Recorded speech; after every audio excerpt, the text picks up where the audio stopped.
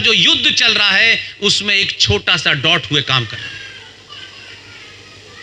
आप जरा से कुछ बड़े हो जाते हैं समाज में, तत्कालिक तौर पे आप पे एक बुखार चढ़ता है कि हमें समाज अच्छा कहे, कोई मेरे बारे में बुरी बात ना कहे। अगर किसी को मेरे तिलक से तकलीफ है तो मैं तिलक मिटा के जाऊंगा। कोई मेरे पहनावे पे सोचता है कि ये धोती पहने हुए, तो मुझे समाज में अपने शत्रु से अनुमोदन चाहिए।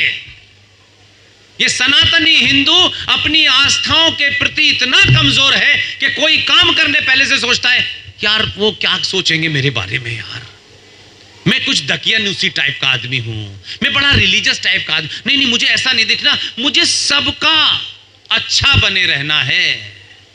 डॉक्टर अगर अच्छा बना रहेगा ना तो दवाई कड़वी नहीं देगा, फिर उसे अच्छा नहीं बनना होता है मरीज का। वो जानता है कि कड़वी से कड़वी दवा से ये ठीक होगा। वो अपने रिश्तेदार को भी देता है, उसका बेटा हो जाए तब भी देता है। ऐसा नहीं है बेटे को कह दो चलो ये खा लो, इसलिए दवाई कड़वी है। आपको 700 साल के बाद इस भारत की धरती पे मैं अपने शब्दों को बड़े चुन के कहता हूं, और आज के यानी तथाकथित इस आजादी की डेट जो है 1947 से लेकर के आज पहली बार कोई राजा आपको ऐसा मिला है। मैंने तो बात ही नहीं की, आपने ताली बजा दी, क्यों जल्दी है ताली बजाने की? जब मैं कह लूंगा तो आप जरूर बजाएंगे ताली। पहला राजा भारत को मिला है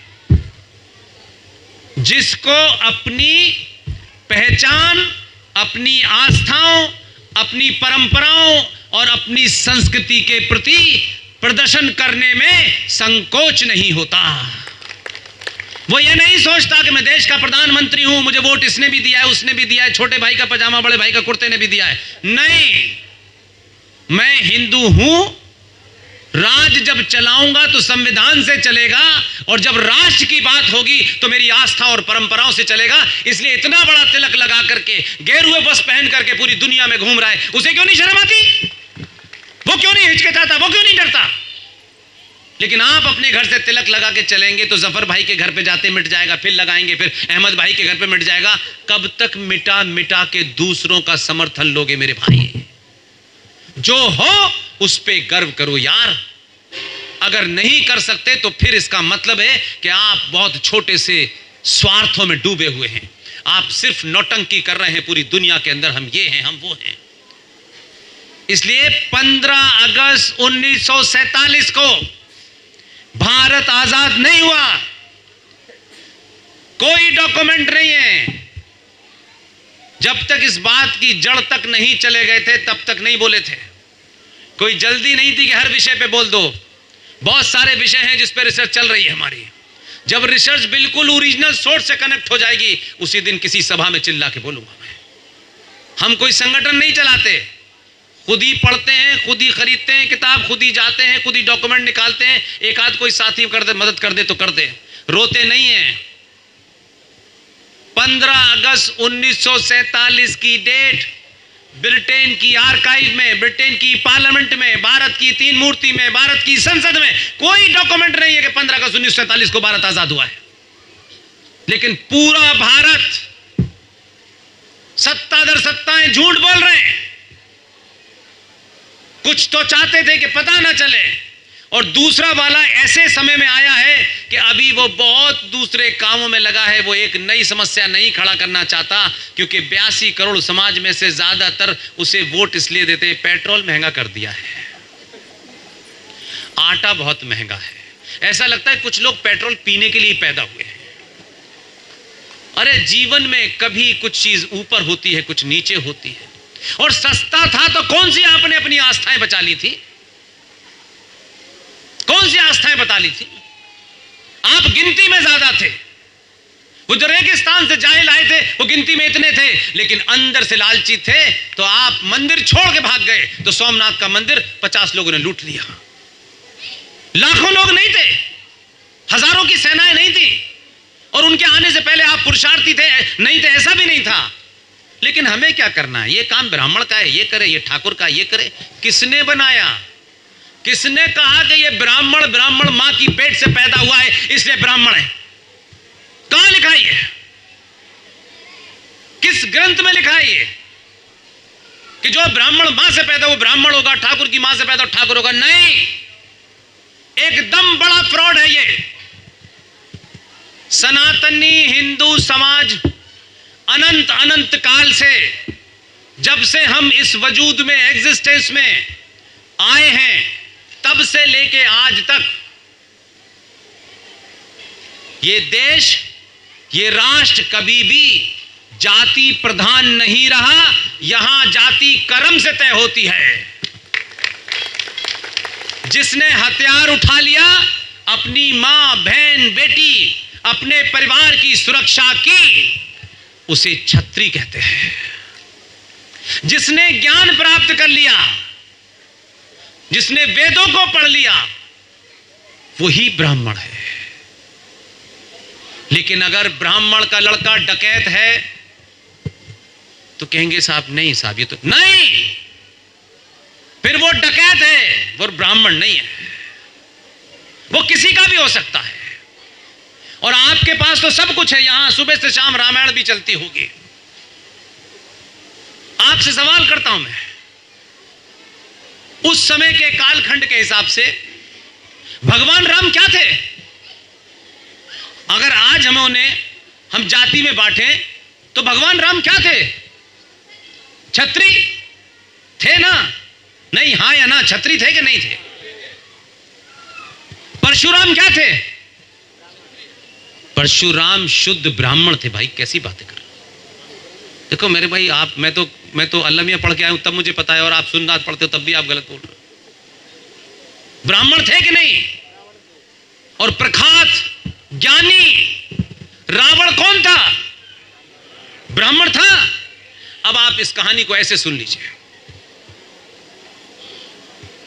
परशुराम ब्राह्मण, रावण भी ब्राह्मण था, ज्ञानी था, उसके ज्ञान पे कोई सवाल नहीं उठा रहा।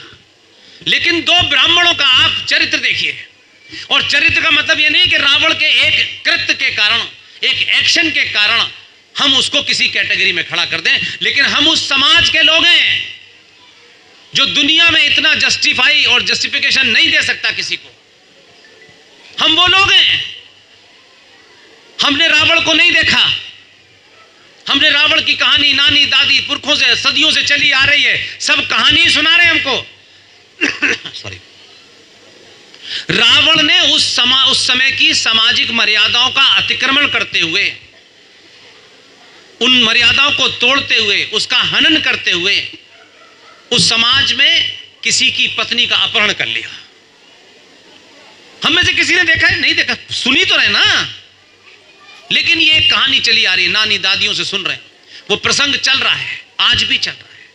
लेकिन इस देश में एक ब्राह्मण बताइए मुझे, कितना भी जातिवादी ब्राह्मण हो, एक बता दीजिएगा मुझे, आज जाति का जहर सड़ चढ़ के बोल रहा है।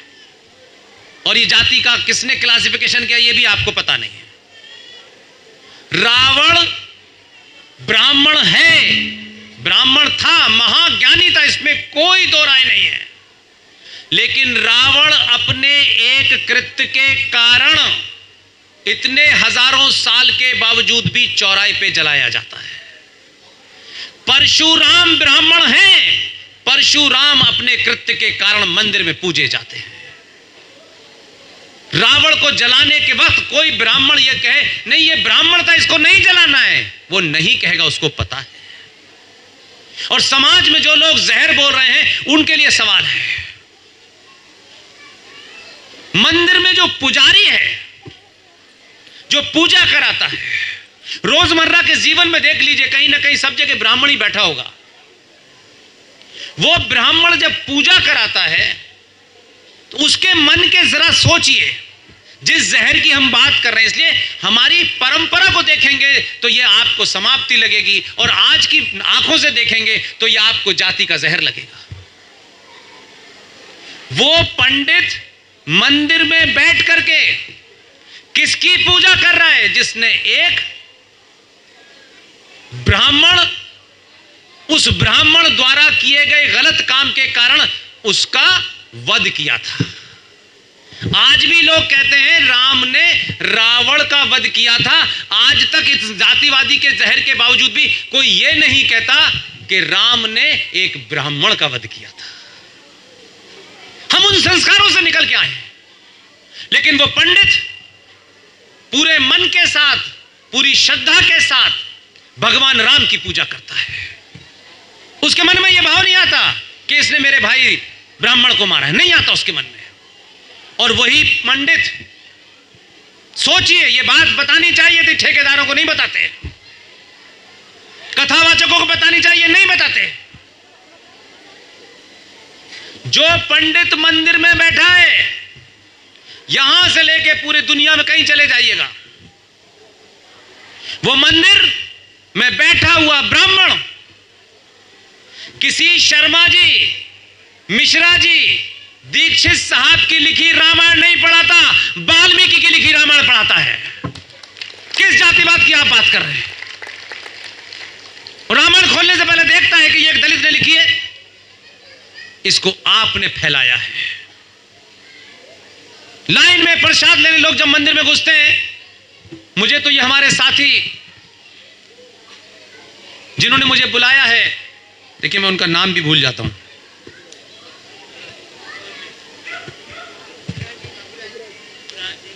पुखराज जी, यही अध्यक्ष हैं। ये सुबह मेरे साथ मंदिर गए, मेरी सूरत पे लिखा था मैं ब्राह्मण हूं। मुझे तो हर पंडित जिसने पहचान लिया मुझे, उसने मुझे ऐसे लगा जैसे उसका बच्चा घर वापस आ गया। ऐसे दर्शन उसने मुझे कराए, जो रूटीन का, जो उनका प्रोटोकॉल था, उसे तोड़ के कराए। मेरे माथे पे लिखा था, उसने सिर्फ मुझे कहीं सुना है हल्का सा, बस। तब भी उसे मेरी जाति नहीं पता। जब मुझे ही नहीं पता थी जाति, तो उसे क्या पता होती है। मैं पुरी में गया दर्शन करने, शंकराचार्य से मिला। पुरी के दर्शन करते हुए जितने भी साधु थे, सब मुझे जानते थे। वहां हजारों लोग ये सोच रहे थे कौन आदमी है, किस पद पे है। इसलिए सच को सच बोलिए। ये संचार क्रांति जोक भेजने के लिए नहीं है, तफरी करने के लिए नहीं है, गंदी चीजें देखने के लिए नहीं है। अगर आज भी आप नहीं करेंगे, नहीं यार कुछ नहीं होगा ना, आपकी गर्दन का सौदा हो चुका है। मैंने कहा संसद में हुआ है, मैं ये भी नहीं कह रहा किसी कोने में किसी पार्टी ने किया है। ये बिल्कुल वैसे ही है कि जो बच्चे आपके घर में 5 बच्चे हैं, 4 बच्चे हैं, पिता ने अपने स्वार्थों के कारण उन बच्चों की हत्या का किसी को सुपारी दे दी है, और बच्चे इस गलत फहमी में हैं कि हमारे पिताजी हैं, ये कैसे, ऐसे तो सोच ही नहीं सकते। लेकिन जो पिता की भूमिका में घूम रहे हैं, वो ही हैं सबसे खतरनाक। जानते हैं, भारत के संविधान ने, भारत की संसद ने किसी दुनिया के मजहबी लोगों के खिलाफ डॉट बराबर न बोलने की औकात है, न करने की औकात है। सबको लगता है कि सबसे आसान टारगेट ये सनातनी हिंदू है, क्योंकि ये सबसे सस्ते में बिकता है। जो भी आया आपका अपना गमछा डाल के आया, प्रवचन देने वाले 5-5 घंटे वाले, उन्होंने भी आप ही का सौदा किया। आप समझ नहीं पा रहे कि प्रॉब्लम कहां है, इसलिए जब प्रॉब्लम पता नहीं होगी तो इलाज नहीं ढूंढेंगे। पहला काम है समाज को प्रॉब्लम पता चले है कहां।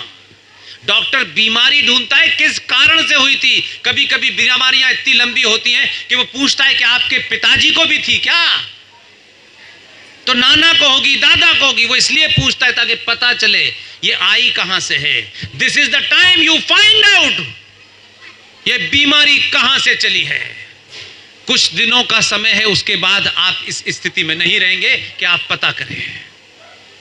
नहीं है, आपको अंदाजा नहीं है। दिल्ली में रहता हूं, क्या हो रहा है आपको पता नहीं। खुद तमिलनाडु में क्या हो रहा है आपको पता नहीं। पूरे देश में क्या हो रहा है आपको पता नहीं। इसलिए सुनिए, तफरी करिए, मजाक करिए, सब कुछ करिए, लेकिन जिससे आपका अस्तित्व समाप्त होने का सौदा हो गया हो, अगर उसमें कुछ नहीं करते तो कम से कम आपस में बात तो करें, ताकि वो एक आवाज शोर बन जाए, और शोर से नेता डरता है। मैं शोर बनाने के लिए आया हूं, मैं किसी को डराने बनाने, मैं चाहता हूं कि गली गली में ये शोर हो जाए, ताकि कोई ये न कहे कि इतने सारे प्रवचनधारी घूम रहे हैं, सुबह से शाम तक करोड़ों लाखों हैं, इलाहाबाद में हैं, बनारस में हैं, कोई ऐसी जगह नहीं है जहां प्रवचन न होते हों, लेकिन प्रवचनों में आपके अस्तित्व को समाप्त कर दिया गया है, उसकी सौदेबाजी हो गई है, और कोई नहीं बता रहा आपको। शत्रु चुप है, आपके अपने भी चुप हैं, और जो बता रहे हैं तो सवाल खड़ा करते हैं कि भाई भड़का रहा है। अगर सनातनी हिंदू को भड़काने से वो जग जाता है तो मैं मरते दम तक भड़काने के लिए तैयार हूं। मरना हम सबको है, सबकी तय है, जो आया है उसको जाना है, वो कब जाएगा कैसे जाएगा यही पता नहीं है, जाना सबको है, और कौन कैसे मरेगा इसका किसी को पता नहीं है, लेकिन जाना है, ये तय है। और जब जाना है एक दिन, तो झूठ बोल बोल के जिंदा रह क्यों रहे हो, ये मर मर के क्यों जी रहे हो? जब पता है कि मरना है तो जिंदा होके जियो, और जिंदा होने का सबूत दो कि हम जिंदा हैं, जिंदा होने का सबूत दो। इसलिए आप सबसे बड़ा प्रोग्राम, सबसे बड़ा जघन्य अपराध, आप टेलीविजन में 10 सेकंड की खबर देखते हो, पड़ोसी से पूछते हो, उसको भी पता नहीं है, नेताजी को पता नहीं है, ठेकेदारों को पता नहीं है, और मैं ये मानने को तैयार नहीं हूं कि कुछ को पता नहीं है, पता है, लेकिन बता दिया तो लोग चंदा नहीं देंगे कि कर क्या रहे थे 100 साल से। भाई तुम रोज हमारे पास आते हो, हमें प्रवचन देते हो, लेकिन ये बता के नहीं गए कि हमारी भट्टी से निकल करके संसद में पहुंचने वाले लोगों ने सौदा कर लिया। जब समाज में तुम्हारे खिलाफ काम हो रहा था तो ना बाहर बोले ना अंदर बोले, कुछ अपने शत्रु से भी सीखिए। कश्मीर से लेकर के हैदराबाद तक समझदार कौमें अगर अपने तरीके से नहीं सीख सकती तो अपने सामने जो शत्रु खड़ा है उससे भी सीख सकती हैं, अगर उनमें सीखने की और समझने की जिज्ञासा हो, तड़प हो। लेकिन हमको नहीं सीखना। हम क्यों सीखे? हमने तो ठेका दे दिया है भारत की पुलिस को कि हमारा घर बचाना है, हमने तो आर्मी को ठेका दे रखा है, हमको कुछ नहीं करना। हमको तो 2 कमरे के मकान को 12 कमरे में बनाना है, 12 को 16 में बताना है, फिर सगे भाई की 2 बीचों में सालों साल झगड़ा होता रहेगा, फिर मामा के लड़के का मर्डर, फिर फलाने के लड़के का मर्डर, अगर पत्नी बेटी घर में कोई दहेज लेके नहीं आई तो उसको आग लगा के मार देना है। हम तो इसमें फंसे हुए हैं, ये हमारा चरित्र है। संसद में जब अल्पमत की सरकार थी,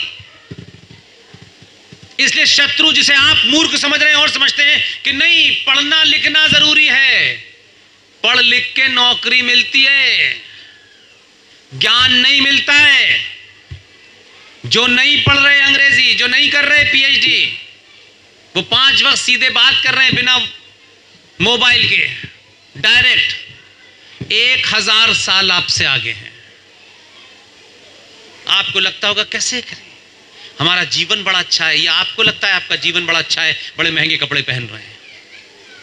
वो आप उनको गलत कह सकते हैं अपनी दृष्टिकोण से, लेकिन वो अपने दृष्टिकोण से ठीक है, और जब उसको मानते हैं तो उस पर अप्लाई भी करते हैं। आप तो अपने ही दृष्टिकोण नहीं समझ पाए कि हमारा दृष्टिकोण क्या है, क्योंकि चौराहे चौराहे 2 बैठे हुए हैं नया नया दृष्टिकोण देने के लिए।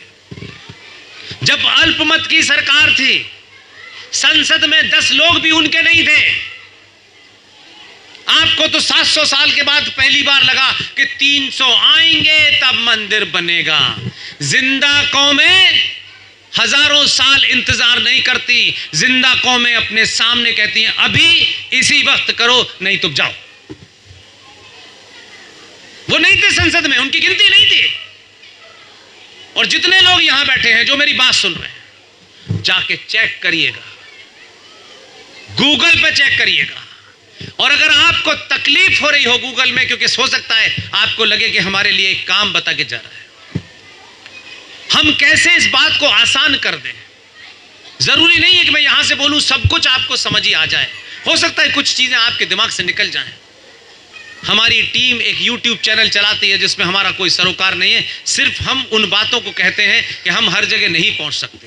वी सपोर्ट पुष्पेंद्र कुलश्रेष्ठ नाम से, उस पे जाइएगा और जाकर के लिखिएगा वक्फ बोर्ड, इतना लिखिएगा। भारत की कोर्ट क्या कहती है और संसद ने क्या किया है ये पता चल जाएगा। डेट टाइम कितने थे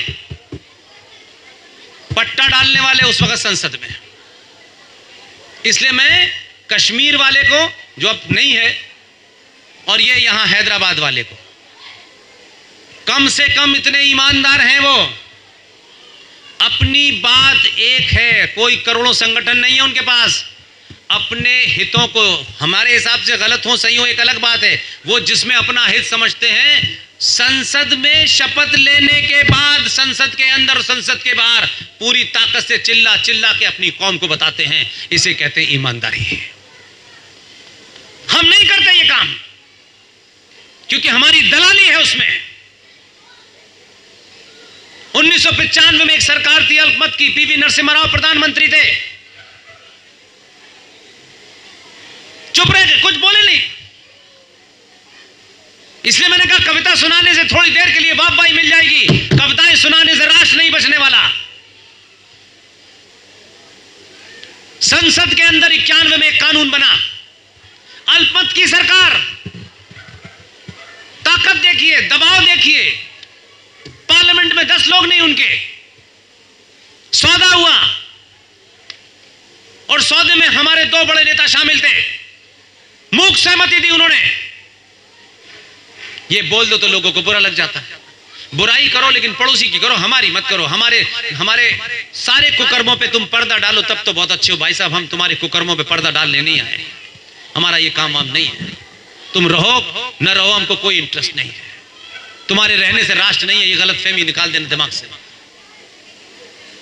अल्पमत की सरकार में संसद के अंदर जब राम जन्मभूमि का मामला अपने पूरे पीक पे था,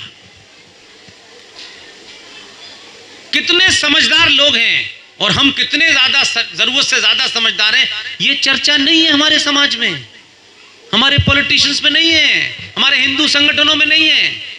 वो तो आजकल एक नया ज्ञान दे रहे हैं।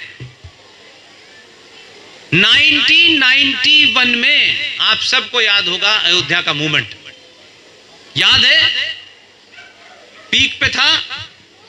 उस मूवमेंट के समय पर्दे के पीछे यह तय हुआ कि भाई ऐसा है कि अयोध्या को छोड़ दो, कानून के दायरे से इसे बाहर कर दो क्योंकि हमारी दुकान तो इसी पे चलनी है, लेकिन बाकी जो 42,000 मंदिर हैं जिन्हें लोग मंदिर कहते हैं वो मंदिर नहीं है, वो मंदिर हैं जिनकी स्थापना विधि विधान से हुई है और जो साइंस के ऊपर बुनियाद पर रखे हुए हैं, उन मंदिरों पे पहले समझौता हो गया और समझौता होने के बाद उन 42,000 मंदिरों को कहा कि इन पे कानून बना देते हैं कि जो इस्लामिक आतंकियों ने सनातनी हिंदू आस्थाओं को खंडित करके, जिनको तोड़ करके किसी में मजार बनाई है, किसी में मंदिर बनाया है, किसी में मूर्ति खंडित कर दी है, चुपचाप 2 बड़े नेताओं ने सहमति 1991 में दी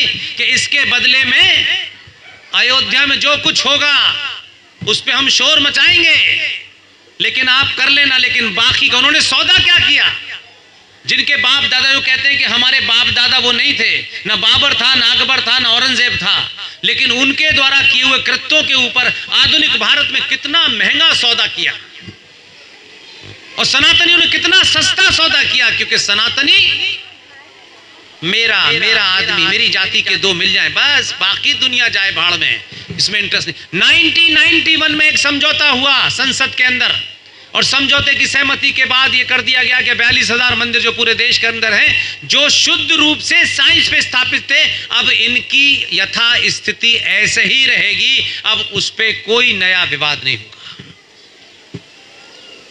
बन गया कानून।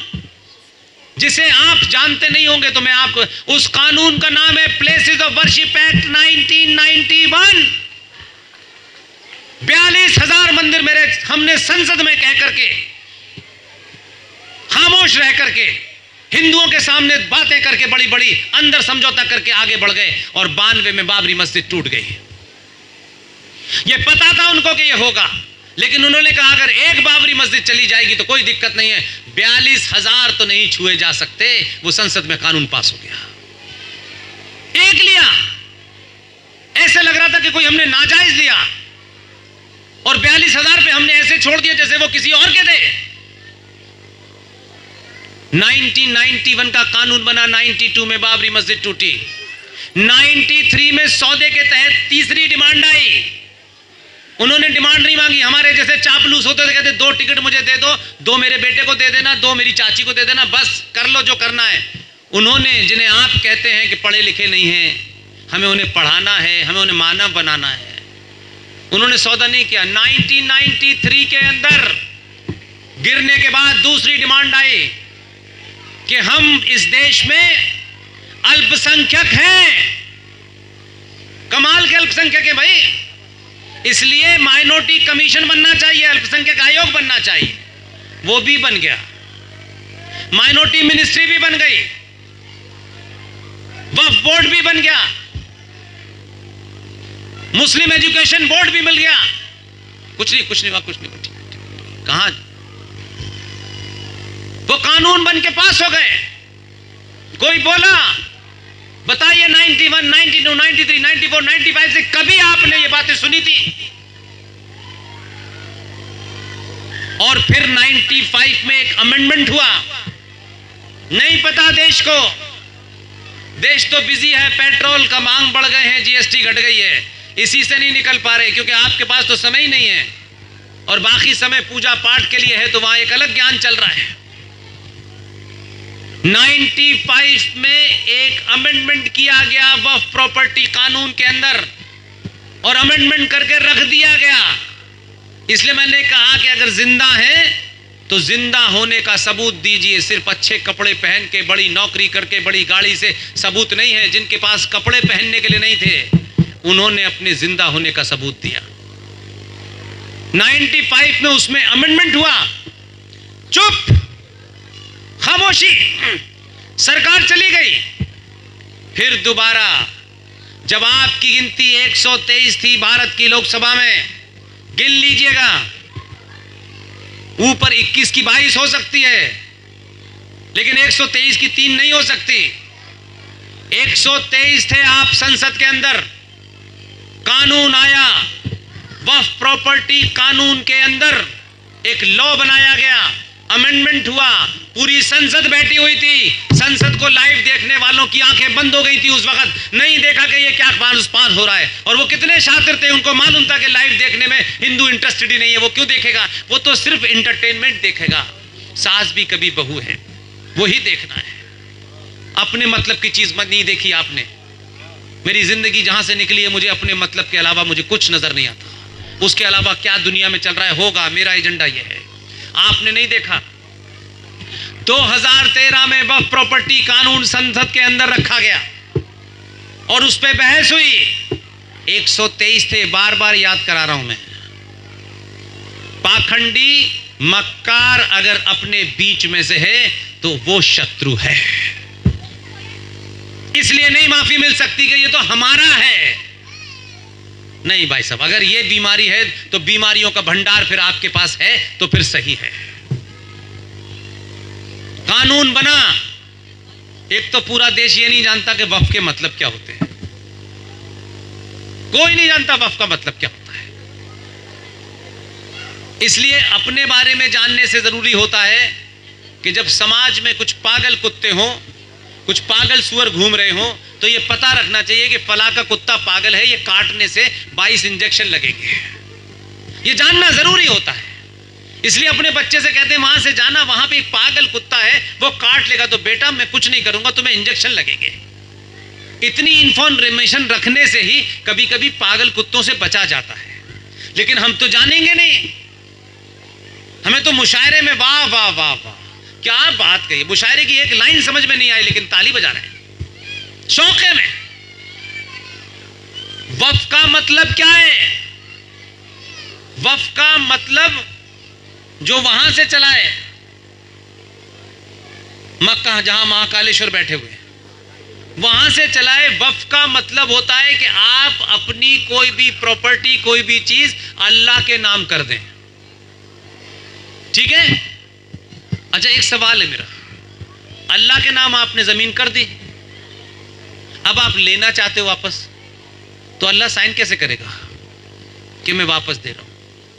ऐसा डिजाइन किया है इन्होंने कि अब तो अल्लाह की है भाई, ये अल्लाह आ नहीं रहे नीचे ना, टाइम साइन कर रहे, अब ले नहीं सकते। तो वफ का मतलब होता है आप अपनी कोई चीज अल्लाह को दे दें, अब वो वापस नहीं ली जा सकती, उसका मतलब होता है वफ करना, जैसे आजकल वसीयत करना कहते हैं, वफ करना कहते हैं। 1995 के बाद 2013 में संसद में वफ कानून को रखा गया, उस पे चर्चा हुई। चर्चा इस बात पे नहीं हुई कि ये क्या है, चर्चा इस बात पे हुई कि इस कानून को और ताकत कैसे दी जाए। आपके 123 थे, 123, चर्चा नहीं हुई। चर्चा इस बात पे हुई कि इसके अंदर कुछ सेक्शन जोड़े जाएं जिसके कारण इस देश में जो वक्फ की जमीन है, जो वक्फ की जमीन यहां से बहुत सारे जितने आए थे वो फटे टूटे ऊंट की पीठ पे चढ़ के यहां आए थे, वो यहां से लूट पाट के जो कुछ ले जा रहे थे, यहां रहे, कुछ किले विले बनाए, उनकी उस प्रॉपर्टी की देख रेख ये इनके हाथ में होगी और वो वक्फ बोर्ड करेगा। यहां तक ठीक है।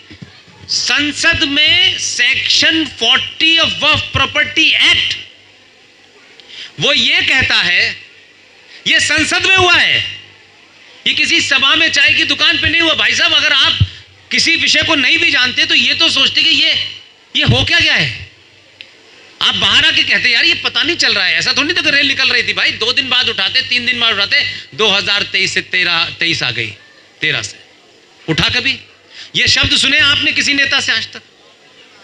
इन इश्यू पे बात सुनी? हाँ ना में बताइए, मुझे हाथ उठा के बताइए। यानी जिन्होंने हाथ नहीं उठाया उन सबने सुन रखा है, सबको पता है इसका मतलब। भाई साहब, हाथ उठाने में क्यों शर्मा रहे हो? कोई ऐसा नहीं क्या कहते कि समाज से निकाल दिए जाओगे यार। वो तिलक लगा करके दुनिया में घूम रहा है, आपको अपने घर में हाथ उठाने में शर्म आ रही है। हाथ इसलिए नहीं उठवा रहा, मैं इसलिए कह रहा हूं ताकि मैं फिर उसको उसी फोर्स से समझाऊं। आप हाँ कर रहे हैं, इससे लगता है समझ में आ रहा है, लेकिन घर तक जाने के बाद गायब ना हो जाए।